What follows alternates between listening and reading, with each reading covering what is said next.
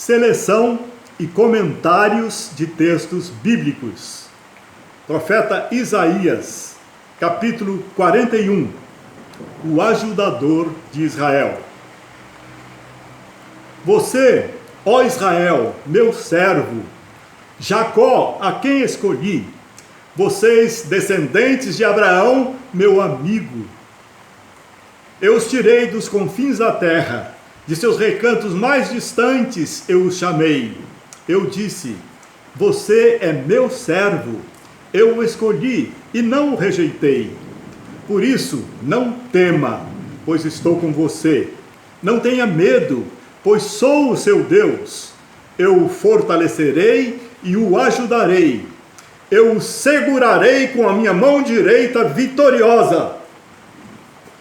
Meu querido, minha querida, como Deus nos ama. O amor de Deus é a maior força do universo. Deus é amor. O amor nasce em Deus. Ele transpira amor. E Ele te ama. E Ele está no cuidado da sua vida e da minha vida. E Ele te salvou e te tornou seu servo. Por que que Deus precisa de servos? Porque Ele tem uma obra a fazer ainda nesta terra. Ele precisa dos seus braços, das suas pernas, da sua voz, da sua saúde. Ele precisa dos recursos que você tem, dos recursos financeiros, emocionais, psicológicos. Ele precisa de você para que a sua obra continue a ser feita. Jesus viveu 33 anos aqui na terra. O seu ministério foi de cerca de 3 anos e meio. E ele foi aos céus e enviou o seu Espírito. O Espírito Santo é a própria presença de Deus Pai e de Deus Filho em você, para que você continue a fazer a obra que ele fez em 3 anos e meio. E ele diz que você e eu faremos obras maiores do que as deles. Por quê?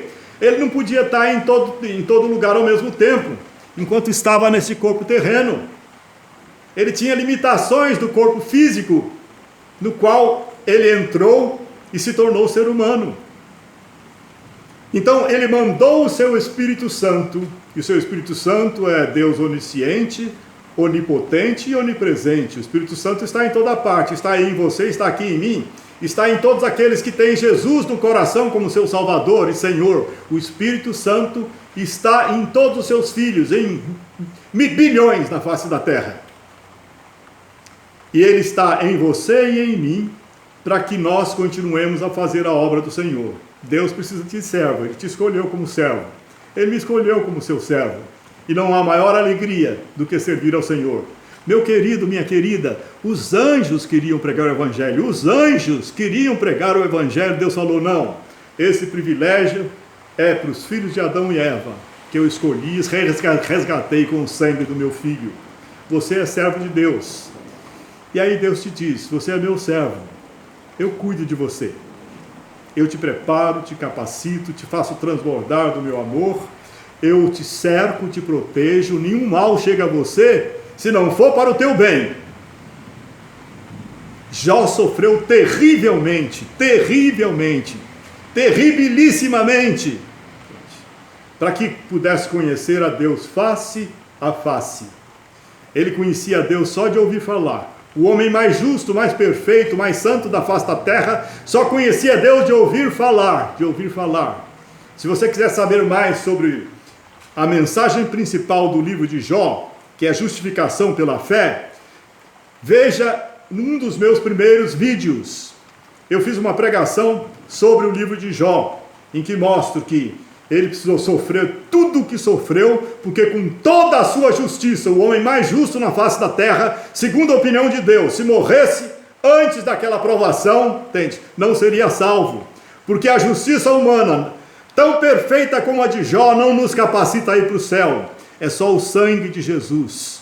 O apóstolo Paulo disse que as nossas justiças, aquilo que há de mais lindo, de mais bonito, de mais santo, de mais perfeito em nós, como em Jó, por exemplo, é como trapo de imundície, trapo de limpar banheiro público perante a santidade de Deus. Só Deus é santo. Nós somos salvos pela graça de Deus. Nós somos salvos porque o sangue de Jesus nos limpa de todo pecado. Ele morreu pagando o preço do seu pecado e do meu pecado. Isso nos santifica. E o Espírito Santo em nós continua o processo de santificação da nossa alma, transformando a nossa personalidade e o nosso caráter, à medida que o amamos, à medida que nos consagramos e nos entregamos a Ele. Meu querido, Deus te salvou e te fez servo dele. Ele cuida dos seus servos. Ele cuida dos seus servos. Portanto, Ele te diz, não tema, pois eu estou com você. Eu sou o seu Deus. Eu te fortalecerei e te ajudarei. Eu o segurarei com a minha mão direita vitoriosa. Meu querido, minha querida, sua vida está nas mãos de Deus. Não importa os problemas, as dificuldades que você esteja sentindo, passando no momento. Não importa as carências que você tem. Não importa quão insignificante pareça a sua vida e a minha. Não importa nem as enfermidades que você esteja sentindo, que eu estou sentindo. Não importa.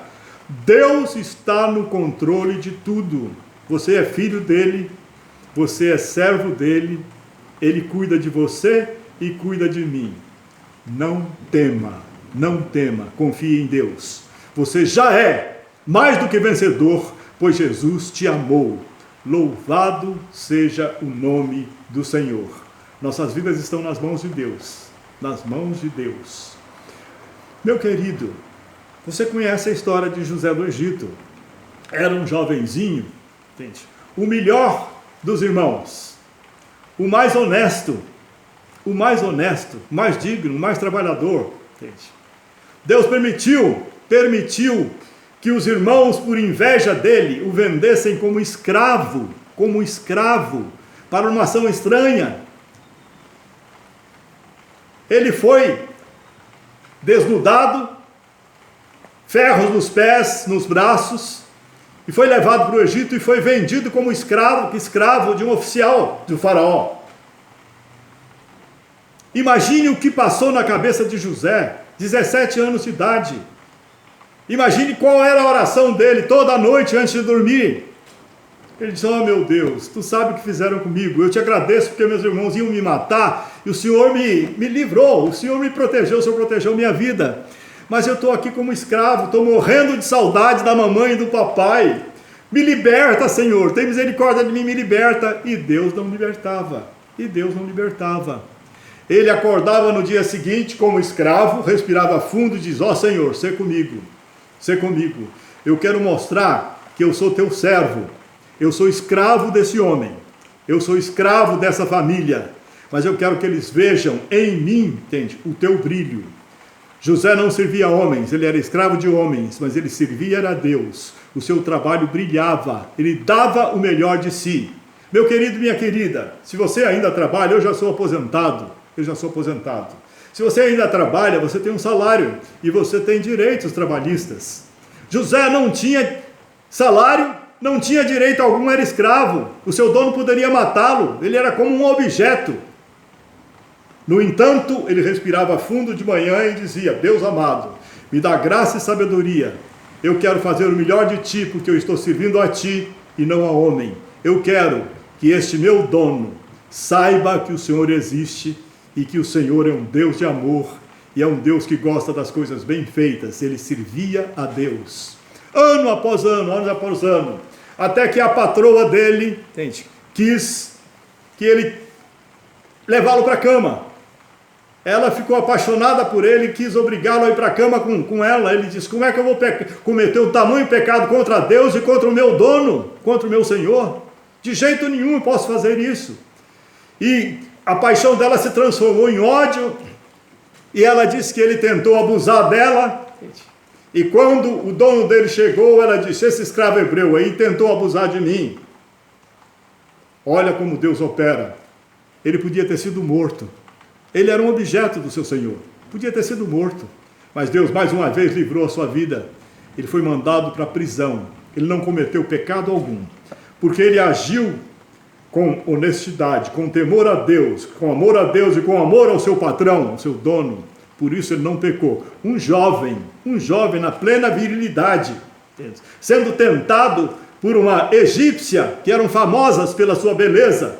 A mulher de um oficial de Faraó devia ser lindíssima, pois ele não cedeu à tentação, não cedeu ao desejo da sua carne, por temor a Deus e por respeito ao seu dono. Mandado para a prisão. Quanto tempo ele ficou na prisão, eu não sei. Eu sei que o tempo de escravidão dele, que inclui o tempo dentro da prisão, foram 13 longos anos. 13 longos anos. E eu nem preciso te falar de Moisés, 40 anos. Eu nem preciso falar de Abraão, 25 anos esperando o filho da promessa. Hoje só vamos ficar em José. 13 longos anos como escravo prisioneiro, numa masmorra. Na primeira noite lá na masmorra, na prisão, eu imagino qual foi a oração de José. Ele diz: Pai amado, Pai querido, tu sabes que eu não pequei. Não pequei porque eu temo a ti, eu amo a ti e respeito o meu patrão, meu dono. Não patrão, meu dono. Tu sabes que eu não pequei, que eu estou aqui injustamente, Senhor. Injustamente. Sê comigo aqui. Me dá graça para que eu mostre para esses bandidos que estão aqui ao meu redor e para o carcereiro que tu és Deus. Eu quero continuar a servir ao Senhor aqui como escravo prisioneiro. Dormiu no dia seguinte de manhã, respirou fundo: Senhor, me dá graça. Estava uma imundície total aquela cela, aquela masmorra. Ele, com muita educação, pediu ao carcereiro: por favor, dá para me arranjar uma vassoura, um balde com água, sabão e pano, para eu limpar aqui dentro? O carcereiro se espantou e falou: tudo bem, e passou o material para ele.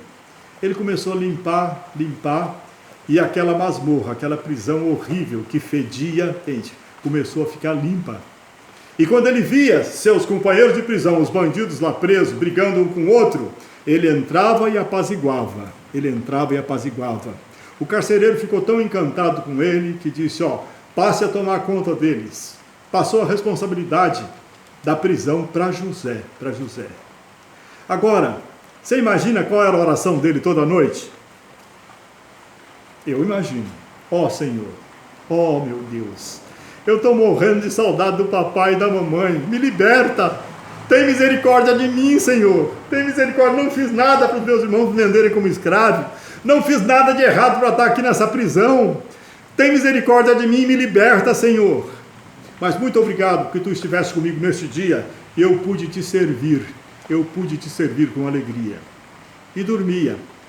Um belo dia chegam dois prisioneiros importantes, eram ministros de Faraó.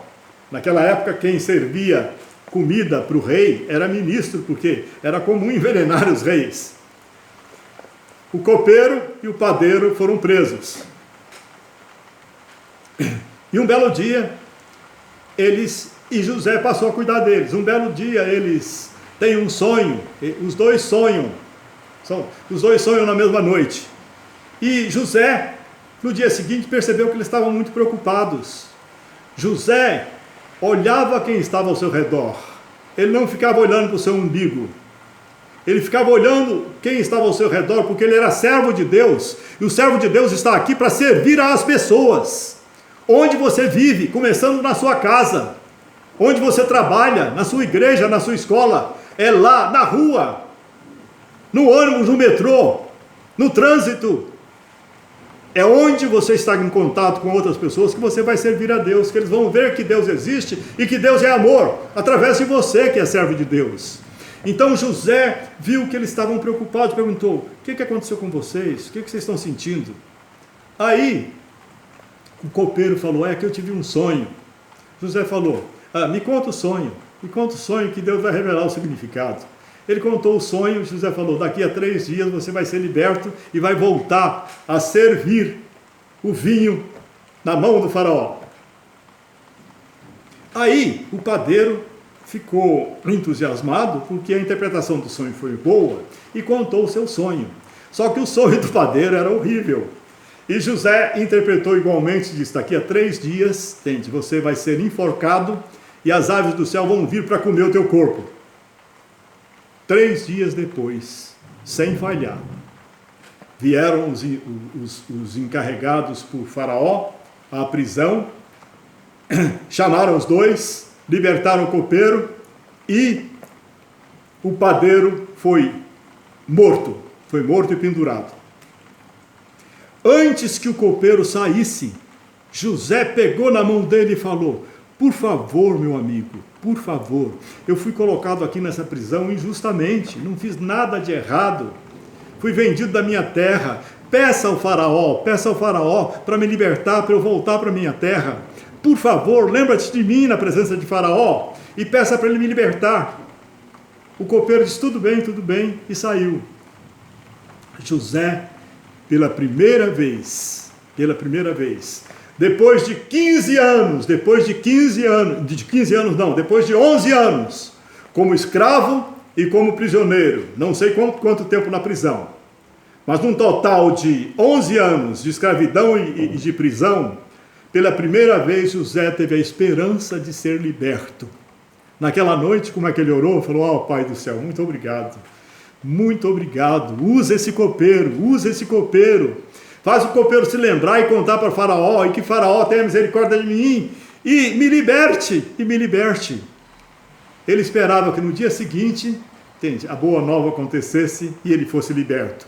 No dia seguinte não aconteceu nada, mas ele continuou servindo a Deus, servindo aos bandidos ao seu redor, servindo aos seus irmãos que estavam ao seu redor. De noite orou ao Senhor: faz com que o copeiro se lembre, para que Faraó possa ter misericórdia de mim e me libertar. No dia seguinte, de manhã, nada, passou o dia todo, nada. Meu querido, minha querida, o terceiro dia, o quarto, o quinto, o primeiro mês, o segundo mês, o primeiro ano, nada. Ele perdeu a esperança de ser liberto através do copeiro. Se passaram 2 anos, para que chegasse o tempo próprio de José ser libertado. Meu querido, minha querida, você e eu oramos muito a Deus. Por que ele não responde? Porque ele tem o tempo próprio. E o tempo de Deus é perfeito. O seu não é, o meu não é. Eu até às vezes acho que o meu é mais perfeito que o de Deus, mas estou pecando, porque não é, não. É muito difícil esperar, mas a gente aprende a esperar com paciência no Senhor, porque Ele é fiel e cumpre as suas promessas. Ele não pode te libertar antes do tempo, por quê? Imagine se o copeiro fosse uma boa pessoa e se lembrasse de José. Imagine se Deus permitisse que ele contasse para Faraó e pusesse misericórdia no coração de Faraó, e Faraó libertasse José. José sairia com alegria da prisão, voltaria para a terra dos seus pais, para a casa do seu pai e da sua mãe, seria uma imensa alegria, e alguns anos depois, todos morreriam de fome, porque Deus sabia que ia haver fome alguns anos depois, e que precisava de José para ser o governador do Egito, que estocasse bilhões de toneladas de alimentos para salvar não só o Egito, mas as nações ao redor, e salvar o seu pai e seus irmãos, e salvar o povo de Israel. Deus não podia permitir que o copeiro se lembrasse de José, não podia permitir, porque senão não existiria a nação de Israel. Era necessário que José passasse mais 2 anos como servo de Deus, no meio daqueles prisioneiros, daqueles bandidos, servindo aos bandidos, para que chegasse o tempo de Faraó ter um sonho. E aí o copeiro se lembrou de José. E aí José foi trazido à presença de Faraó, interpretou o sonho, foi colocado como governador do Egito, e a vida de José mudou totalmente. Ele se casou com uma filha de um sacerdote importante, teve filhos que têm nomes muito significativos, que falam do seu sofrimento durante esses 13 anos, esses 13 longos anos. E na história de José nós vemos que ele foi usado para salvar não só o Egito, as nações ao redor, mas salvar o povo de Israel, os 70 que eram a raiz da nação de Israel. Portanto, meu querido, minha querida, você é servo de Deus, você é serva de Deus. Não tema, Ele está contigo. E Ele tem um tempo próprio, para te libertar de tudo que está te oprimindo. E nesse tempo de aflição, ele está aperfeiçoando o seu caráter, aperfeiçoando o seu caráter de servo dele. Aprenda a servir aos seus irmãos, na sua casa, no seu trabalho, na escola, na igreja, na condução, na rua, onde você estiver com pessoas. Você está lá para mostrar que Deus existe e que Deus ama.